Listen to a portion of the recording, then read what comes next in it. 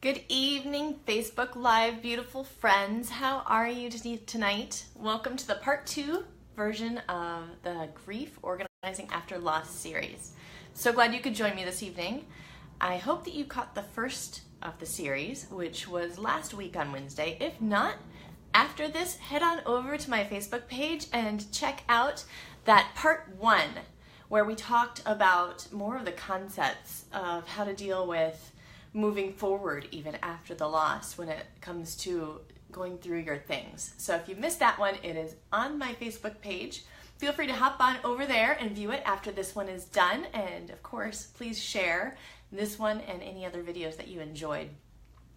But I'm glad that you're here to join me tonight for the Facebook Live. I am Suzanna Kaye. I am the owner of Spark Organizing, and I also speak and teach about productivity and just general organization. I created this series because I had spoken to the Modern Widows Club last month in September, and it was such a great discussion, and there was so much interaction about it, and so many people who afterwards said that they loved it and how helpful it was. And then also so many people who said that they were sorry that they missed it and they really wished that they could have been there because they could use some of this information and use some of the support and all of the sharing that went along with it. So I wanted to create that space for you and for anybody that you know who may have suffered a loss, whether that is like the Modern Widows Club where it's a spouse, or if it's a parent, a child, a loss of some part of your life. It could be due to illness or something that happened that was not your choice, and it was just devastating. So any form of trauma creates these same feelings of grief and the same sense of loss, and it is a difficult thing to move forward after such losses. Now this series, I'm speaking directly about the loss of a spouse. So if it's not a spouse that you are grieving over and dealing with things, it's okay. This still applies to you. Just take my words and shift them a little bit for whoever it is, or use the concepts that apply to you. Everybody is so different.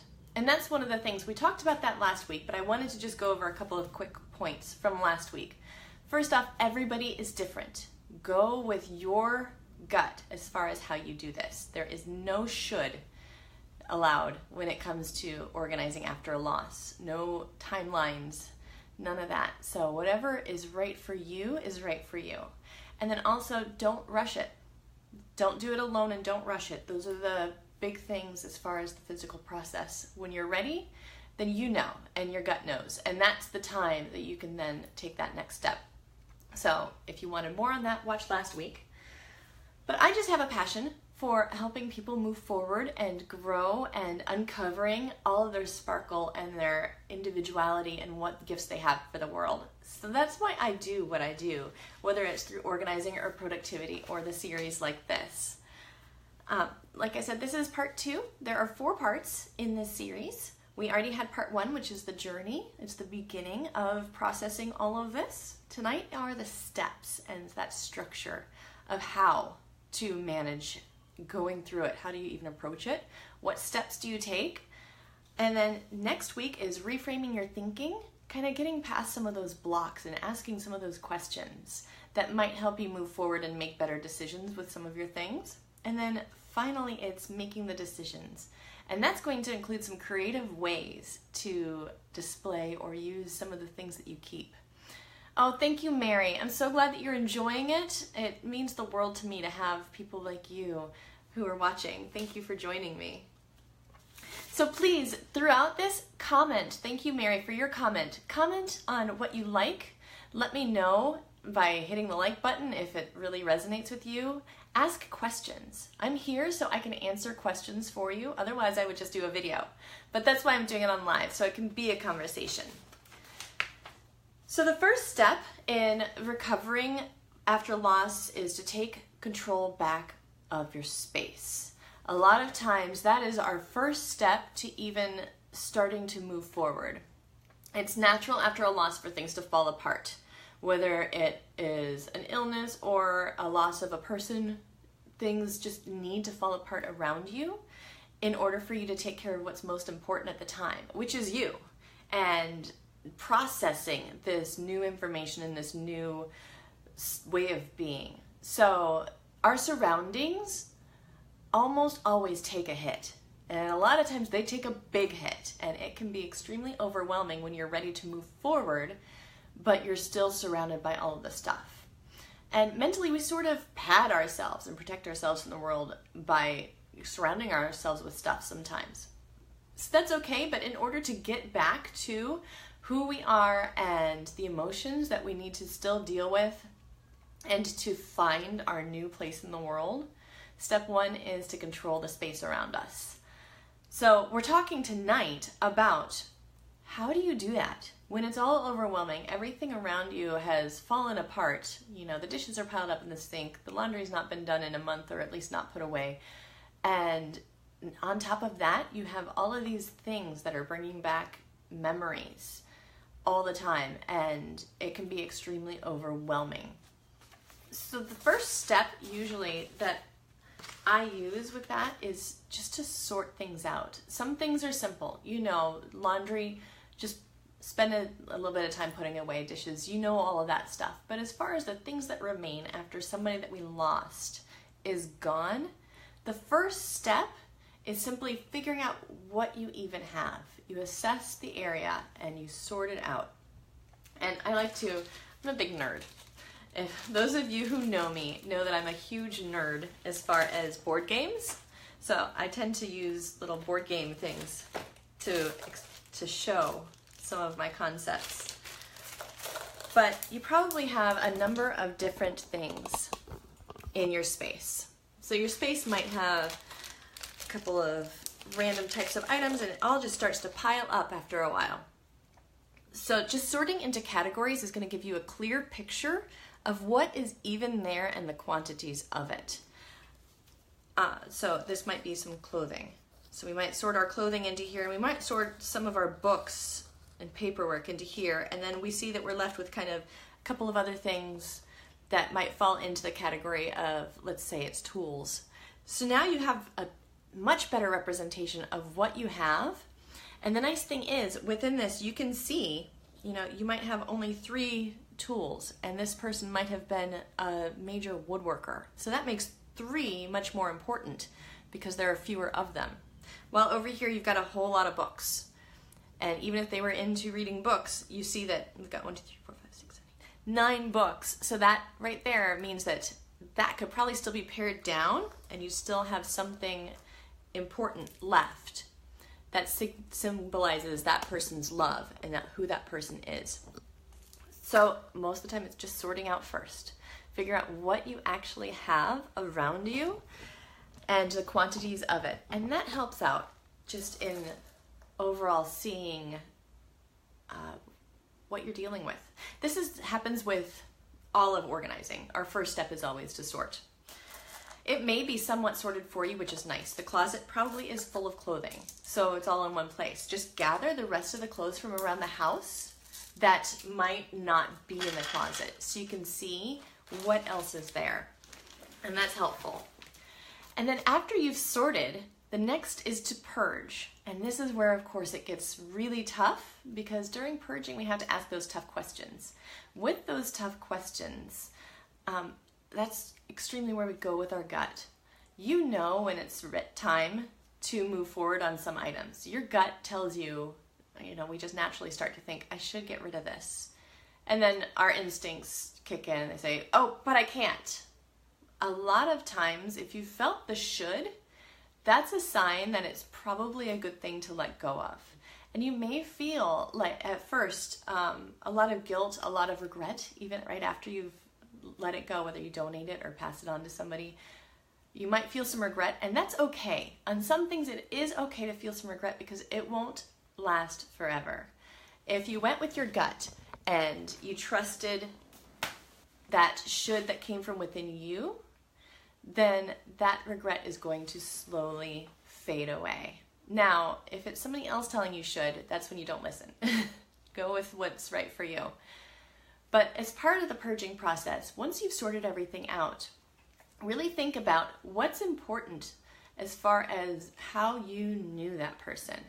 Like I mentioned, if they were really a serious woodworker and tools were really important to them, then saving some of those tools that you remember them using that signify who they were, that's probably an important thing to do.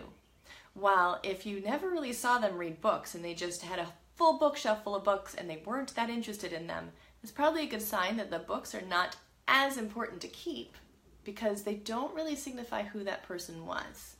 They signify maybe who that person wanted to be, their dreams about one day getting around to reading them, which, I mean, don't we all have that dream? Don't we have those books? I know I do. I've got a few books like that.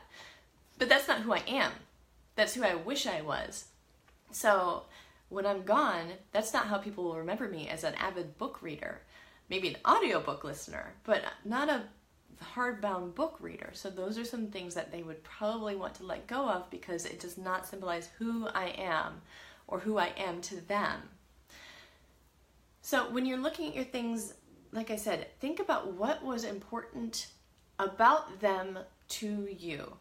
Now, there are going to be some things that were important about them, but maybe not important to you as much. And that has no meaning as far as whether you loved them or if it was important overall. They simply are not important to you because that was not a part of your relationship with them, and that's okay.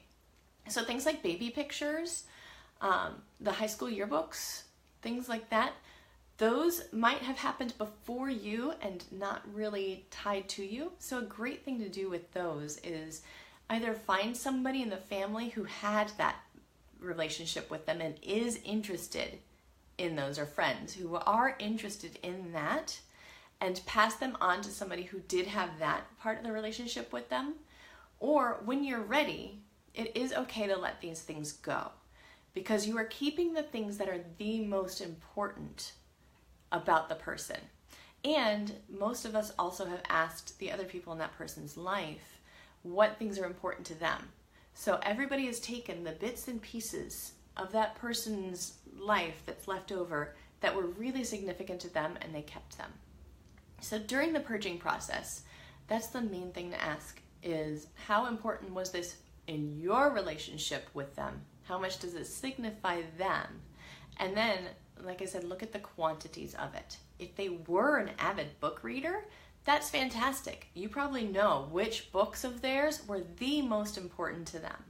And those are probably the ones to keep because otherwise it just gets lost in all of the clutter. So if they had the Lion, the Witch, and the Wardrobe series that they read once a year, every year like clockwork, and you remember them doing that, that's an important series that you would probably want to keep. Now, if you keep every other book that they may have read, may not have read, that was on their bookshelf, you will not be able to see and appreciate the series that was important to them. As I mentioned last week, it's not a quick, you're going to let go of everything that you're ever going to let go of all at once and be done with it. That's just not how it works with regular organizing, and especially with organizing after a loss. It is like an onion, like I mentioned. You just keep peeling off layers and peeling off layers until you get to that soft center where you're supposed to have just all the things that you really want to keep. So you'll do this process repeatedly. So after you have purged, you then assess. Look to see what you are left with. In that first purge, you will let go of almost nothing.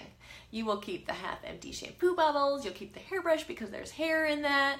You will probably even leave a lot of things right where they were left when that person left.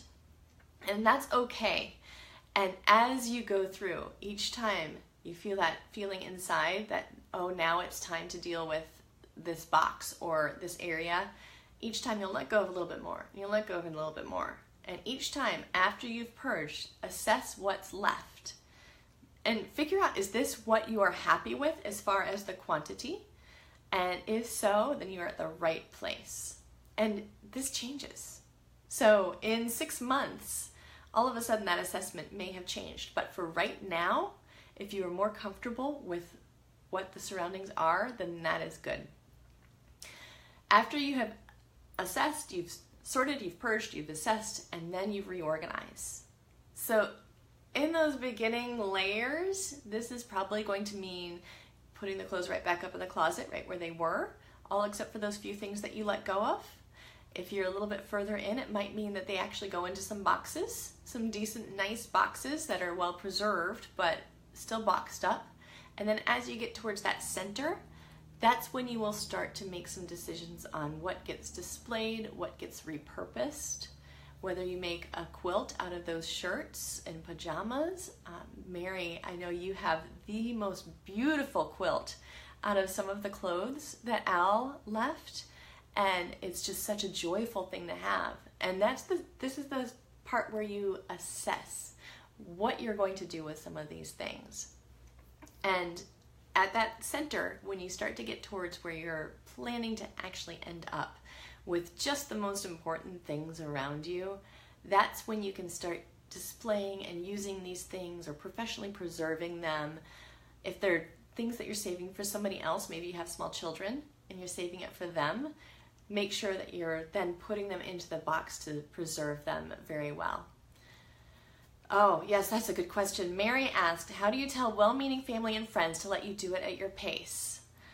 And yeah, Mary has a story that just breaks my heart every time, where some friends, well-meaning, loving friends, tried to help and let go of a lot of Al's things that she was not ready to let go of because it was very early, right, Mary? That's something where setting boundaries early is important. So if anybody is going to be helping you that you know about, hopefully they're not helping you when you're gone without even telling you, but just let your family know that you have a plan and you have a process. And it might not match what they believe it should be, but that you really need them to respect that right now and to trust that you are getting there and letting go of some of these things. You're just not there yet.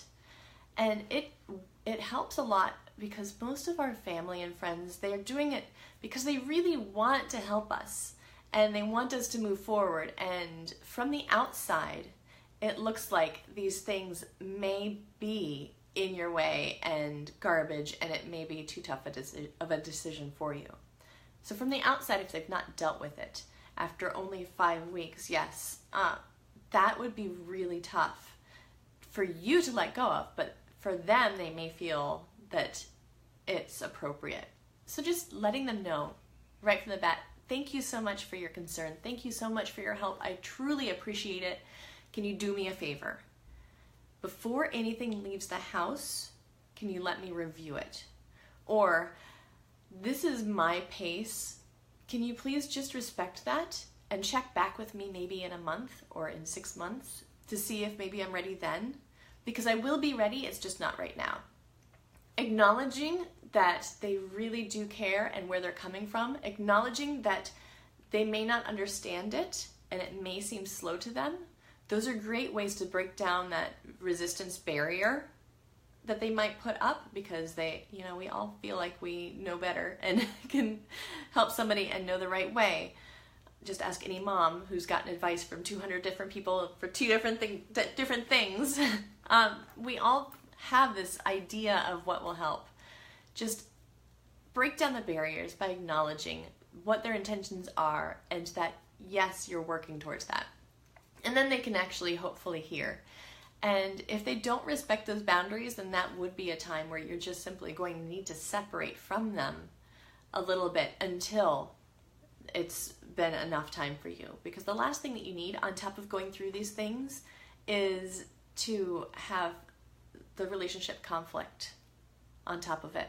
So sometimes you just simply need to remove yourself if the boundaries are not respected, but make it clear that you're simply removing yourself for now because you need the space, and if they're able to give you the space, then you would love to have them back in your life. But until then, until you've processed this, maybe it's not a good relationship at the moment. But always do it from a point of love. That's the big thing, because that's usually their intention, whether it comes across that way or not. I've heard many stories that sound absolutely horrible because people have done it in very bad ways. They've tried, but just not the best ways. So generally, that did come from love, even if it seems to be in disguise. So recognize that. So as you're assessing, you can also assess those relationships in your life and see who the right person is to help you. And sometimes there might not be somebody directly in your life that's appropriate to help you.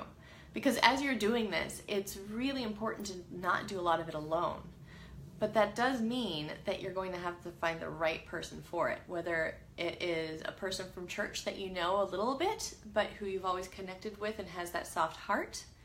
Maybe it is somebody from something like the Modern Widows Club, where they understand and they can be a little bit more compassionate because they have that experience and that empathy. Or maybe it is a professional organizer or somebody similar, like my company or somebody in your area, or even virtually, just somebody to be there for you. And we'll talk a little bit about this later as well, but for you to share the stories as you let go. And for also just for that motivation and pump up to make it a little bit easier so you're not alone in it. After you have assessed all of the items that are left and you've gotten down to that nut, then you know that you are where you're supposed to be. But during that process, like I just mentioned, it's important to tell the stories of the things. The things that people leave behind have nothing to do with the thing. These are just objects that bring up memories. And that is all that they are. There's no magic in them. It is simply that memory of the person that is important. Whether it is something that you remember them having, maybe it's a smell that's still on the object. I had one woman where her husband who passed, she wanted to save his smell because that was so important, and we had a shirt that just smelled so much like him, so we put it in a jar to save the smell for her. And it's a jar that she very rarely opens because she does not want to waste the smell, and it's precious to her because that was just important. Handwriting. Their handwriting is usually important because that's something that we feel more connected to them and something that's unique to them. These types of things are what we're trying to pare down to as far as what we keep. I've also seen several different things that people have done, such as shadow boxes with items of tools or pencils and pens for artists and things like that, because those were the things that were unique to that person that symbolized them. Awards are another thing. If they were maybe military, or if they competed in a number of things, or maybe there's that one-time trivia award that was so important to them, awards are really important for us to keep if we were a part of that. And that's a good thing in order to separate out and decide to keep. Some of these things are the most important things, but like I said, they are just things. So when you're looking at it, think about the story that it brings up. Think about exactly what memory comes to mind and tell that story. If you have a person next to you, then it's a great time to be telling that story. If you have children or other family members who would be interested, feel free to have a video camera set up where you tell the stories of some of these things. And then that will allow you to let that thing go because the story has been preserved. Especially if it's on video or something, then you can see the thing and you can hear the story and it's never completely gone. If you're a writer, journaling is really good. You can take pictures of objects before you let them go and write a journal about it. If you hold on to things such as t-shirts and clothes, a lot of times it's great to keep pictures of them wearing it and then repurpose the clothing so you still have the picture of them wearing that as well. And Sandra, you said that you started making yourself a quilt with your husband's t-shirts. Oh, I love that.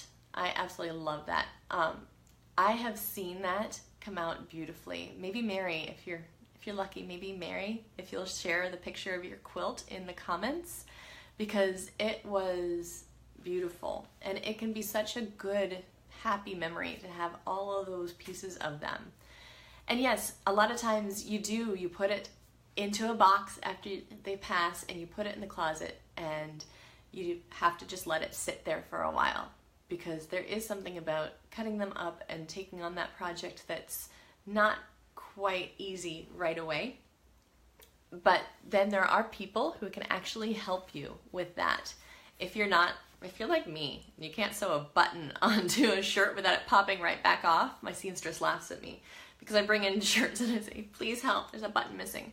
I'm not the person who's going to make my own quilt, but there are people out there to help you, whether you can't sew yourself or if you simply don't have time, or if you want it done more expertly than you can. There are people out there, and a lot of times you can make it a fun project. Maybe put on some music and spend a day picking out where all the squares will go and what's going to go into the quilt and how it'll be designed. And that's a great thing to do with a friend or a loved one too. And just tell the stories of some of the shirts and some of the memories that come up and make it part of honoring them and just an extra blessing. So I think that's a great idea, Sandra, because I've seen so many quilts, from major quilts to my mom. This was not organizing after loss, but now that we are grown up, my mom made a lap quilt out of our baby clothes. So it's a very small little blanket that's more appropriate probably for a doll's bed, but it's just enough to fit over her lap as she watches TV.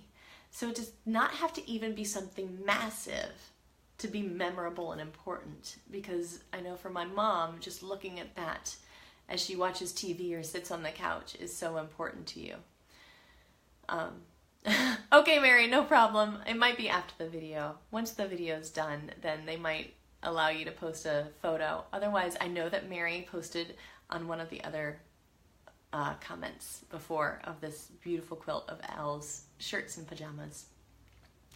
But yes, it does not have to be massive. It can be small projects. It can be whatever project works for you. Just deciding what that next step is with those items, what your end goal is important. And then sometimes enlisting help in order to get it done. Because just leaving it in the box is not the best long-term plan for things, unless it is simply a box of things that you're passing on to a child. Now, when you're deciding to pass on things to a child or to somebody else, it's tempting to pass on everything. Anything that they might be interested in, you just save it all, because that does relieve a little bit of our fears and guilt in letting something go when we can pass it on to somebody else.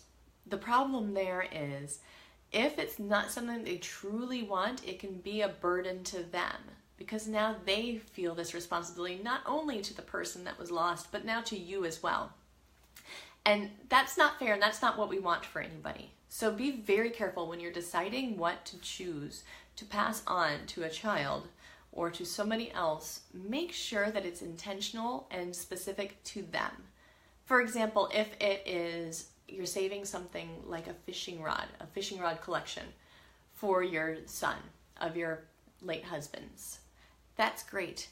If either the late husband was an avid fisher and you think that your son would enjoy fishing, or if they fished before in the past and your son enjoyed it, or if your son currently fishes and that's something that he enjoys, if there's a specific reason for it, then that is great. Those are the things that we want to pass on.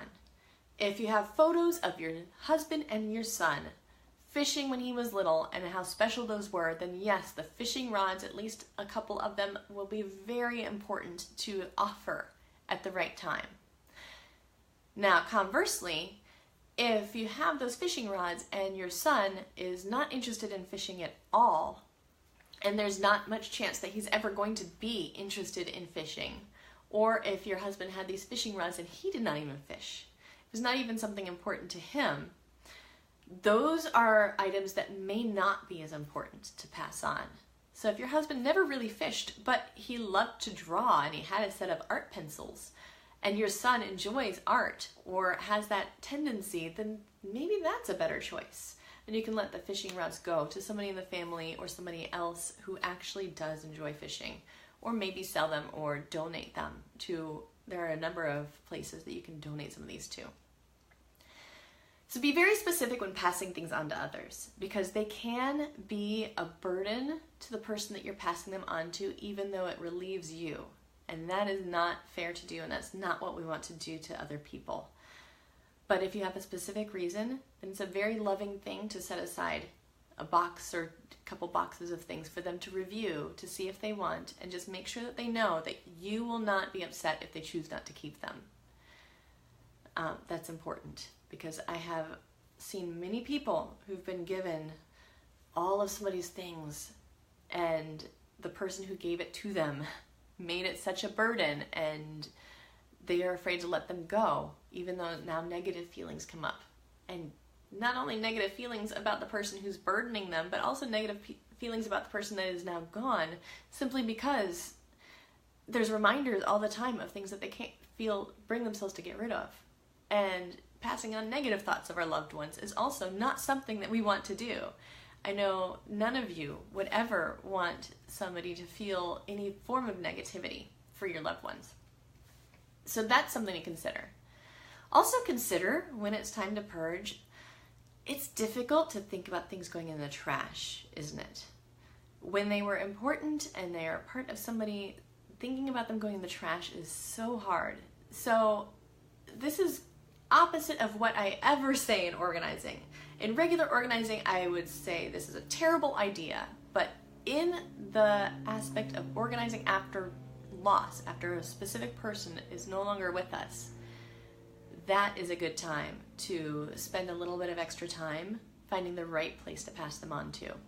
So possibly there's a shelter that might take some very lightly used shampoos and conditioners and anything that's appropriate. Possibly there's a senior care center that could use some books. If you lost your loved one to something in the specific that has an organization tied to it, such as if they passed on due to cancer, maybe if they have some knit hats or some beautiful scarves or some wigs, those would be great things to make sure to connect to that cancer center. Or maybe there's a thrift store that benefits cancer. Those are perfect places to donate to. If your loved one had a specific love, if they absolutely loved doing something or volunteering somewhere or supporting a certain organization, maybe you donate some of their things to benefit that organization. So if it's maybe St. Jude's, maybe there's a thrift store or group that takes things that benefits St. Jude's because your spouse was a lover of St. Jude's and donated to them all the time and said great things about them. That's perfect. Finding intentional ways to pass these things on is a great way to feel that they have a second life, that these items are still important, and finding that connection is sometimes worth it. Now, we can't always do that. Don't do this with everything, because that is extremely draining and takes a long time, and you'll never get through the project, and it will just become all-consuming. But for the things that are a little bit nicer or more important, those are good things to maybe try to find just the right organization for, or even posting on your next door neighborhood app. That's a great place if they have something very unique. If they have, the Beatles original 33.5 album, and a collector would love it, but you don't know how to match up with a collector. Maybe you post it on nextdoor.com and see if anybody there has an absolute love for the Beatles or record collecting, and you find somebody who's just going to adore it. And a lot of times we feel like this is letting go of our loved one, of our spouse into the world. We feel like it's just dumping them, and it's not. It's actually spreading bits of them throughout the world for others to enjoy. So reframe that thinking a little bit about how can you bless the world more through them and spread them out there a little bit more, spread their love out there. And that makes it a little bit easier to let go and move things forward, because we want our loved ones to be out in the world and be remembered. So today we talked about some of the ways to just process the things. I got a little bit into part of what we'll talk about next week, which is reframing your thinking. So next week we will be talking a little bit more about the concepts that help us let these things go, some of the questions to ask, some of the ways to think about letting them go, and some of the ways to think as we approach these items. But today we talked about first you sort the items so you can even see the quantities that you have and what you have. Otherwise, you're not going to make very clear decisions. You might think that you have a whole 2 boxes of books, so you let go of all the books on the bookshelf, and then you find out, oh, I don't have any more books, so I let go of all of them. And if they were an avid reader, then that might be a bit heartbreaking for you. So know what you have and what you're dealing with by sorting first. And then you purge. So you let go of what you're ready to let go of at that stage. And each time you do this, you'll let go of a little bit more. So it might be 6 weeks later, it might be 6 months later, it might be a year later. It's okay. Just revisit every once in a while. Whenever you start to feel that whole, oh, I should do that, it's probably your mind saying, okay, I am now ready to take another bite out of this big project and deal with some of these big things that you have to deal with. Then you reorganize.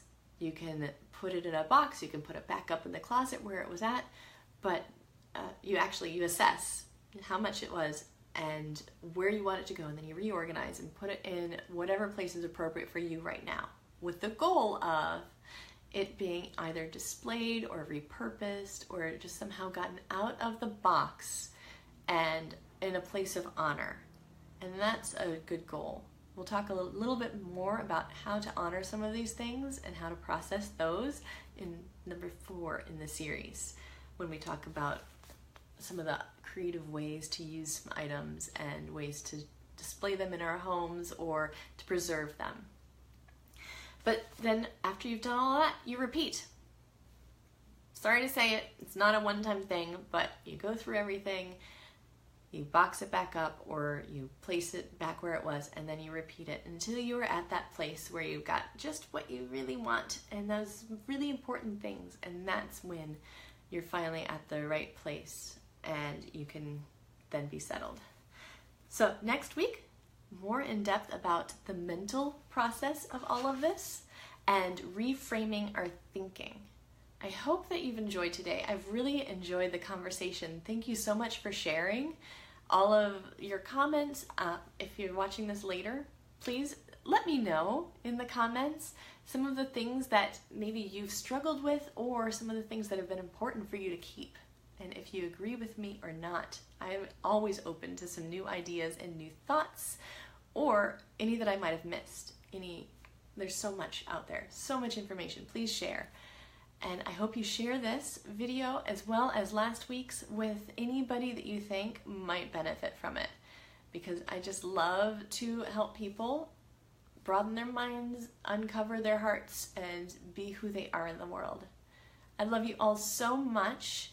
If you want to learn more, you can find me on my website at sparkorganizing.com, or you can find some of my past posts about this and about productivity and organizing and the more fun, bouncy, happy things on my Spark Facebook page. Just go to Facebook and search for Spark Organizing, and we will see that.